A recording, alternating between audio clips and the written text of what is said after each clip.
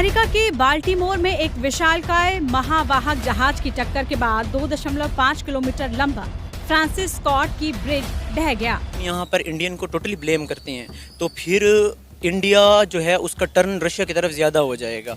और जो बाइडन की जो हम देखते हैं उनकी 4 साल जो फॉरेन पॉलिसी रही, तो वो एक मॉडरेट तौर पे उन्होंने ये नहीं चाहा कि वो उस तरफ टोटली टर्न करें।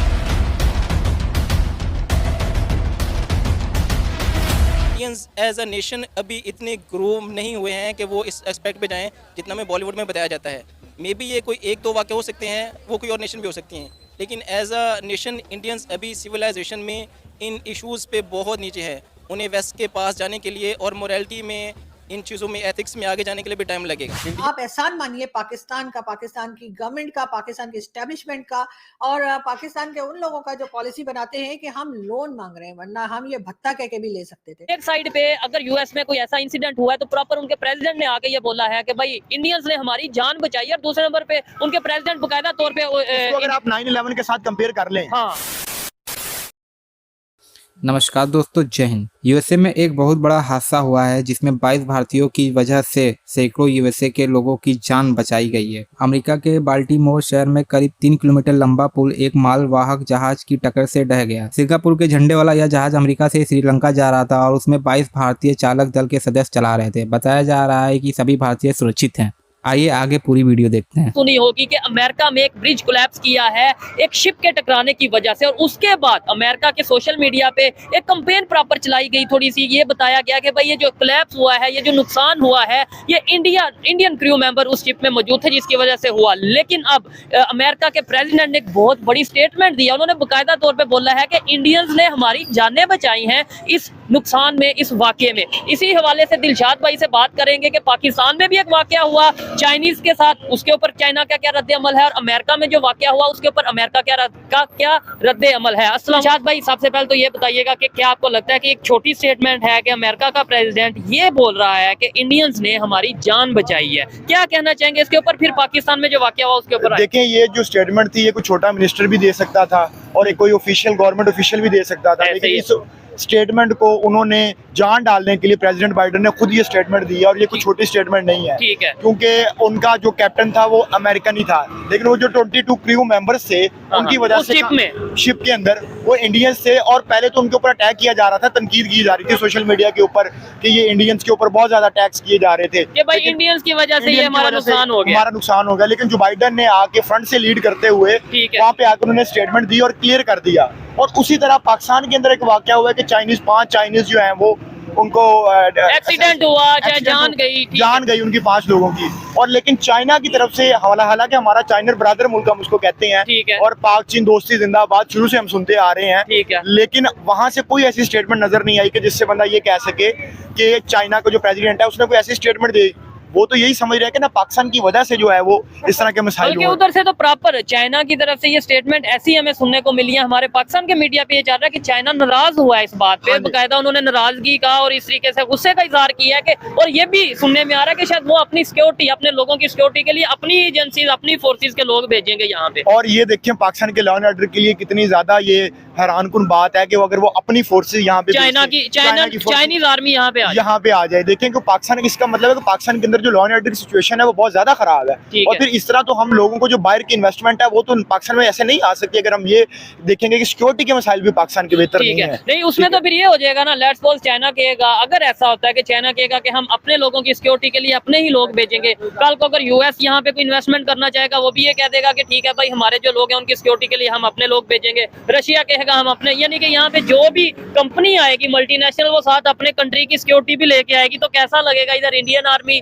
इधर क्या नाम लेते हैं चाइनीज आर्मी, इधर रशियन आर्मी, इधर यूएस आर्मी फिर रही होगी साथ साथ। देखिए हमारा बजट, देखिए हमारा कितना ज्यादा बजट है जो हम सिक्योरिटी के ऊपर यूज कर रहे हैं, चाहे वो हमारी पुलिस है, चाहे वो हमारे इदारे हैं, चाहे वो हमारी फौज है। तो लेकिन अगर बाहर से लोग जो आते हैं उनको सिक्योरिटी फराहम नहीं कर सकते तो सवालिया निशान तो उन सिक्योरिटी इदारों के ऊपर है ना। खुद हिसाब लगा ले कि एक मुल्क का आर्मी चीफ एक प्राइम मिनिस्टर को ये कह रहा है, ब्लैकमेल कर रहा है। क्या आप, मेरे पास आपकी वीडियोस पड़ी हुई हैं, अगर आप मेरी बात नहीं मानेंगे तो मैं वीडियो पब्लिक कर दूंगा। ठीक हो गया। आप वहां पे लगा ले कि प्राइम मिनिस्टर के पास कितने ज्यादा इख्तियारात हैं कि वो तो ये चीज है। लेकिन दूसरे नंबर पे अगर हम बात करें इमेज की, जैसे रेसिज्म इंडियंस के अगेंस्ट जो सुनी होगी कि कल यूएस में बोल्टीमोर नामी एक जो ब्रिज है कार्गो शिप लगने से कोलैप्स कर गया। अगर हम उस कार्गो शिप की बात करें तो उसमें 22 इंडियन थे, जिसके बाद ये ब्रिज कोलैप्स होने के बाद उन इंडियंस को क्रिटिसाइज़ किया जाने लगा कि उन इंडियंस की वजह से यूएस का जो ब्रिज है कोलैप्स कर गया है। लेकिन अब जो यूएस के प्रेसिडेंट हैं जो बाइडन, उन्होंने पूरी दुनिया को एक स्टेटमेंट दी है।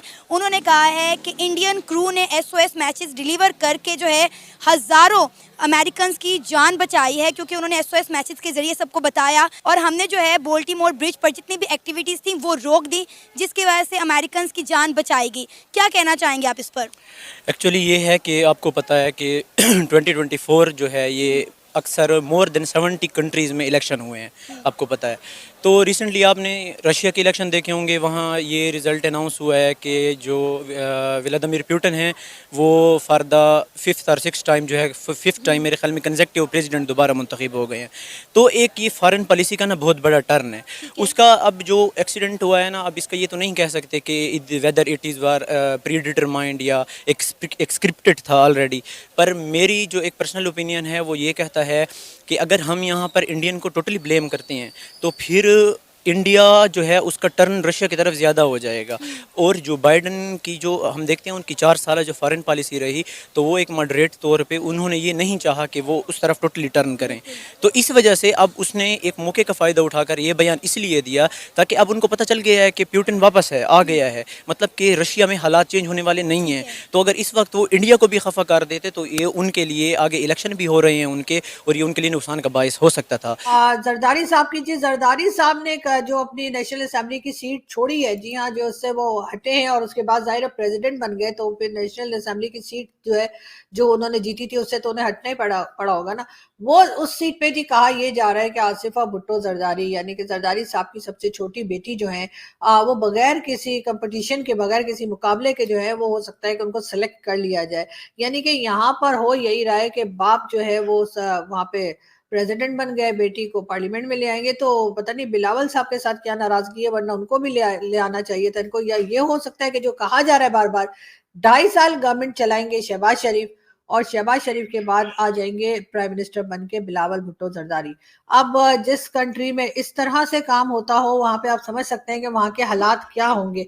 लेकिन अब आपको ये भी बताएं, वर्ल्ड बैंक से भी हमने लोन उठा लिया है, साथ साथ IMF से भी लोन मिल चुका है। हो सकता है कुछ दिनों में सऊदी अरब जो है वो भी पाकिस्तान को कुछ ना कुछ जो है वो दे, जाहिर है देना ही पड़ेगा। अगर कुछ नहीं दे रहे तो वो सिर्फ मोदी जी नहीं दे रहे, वरना मोदी जी को भी चाहिए कि कुछ पैसे दे दें। लेकिन बहरहाल उनकी मर्जी, अब हम जबरदस्ती तो नहीं कर सकते ना। मगर ये जरूर है कि ये भी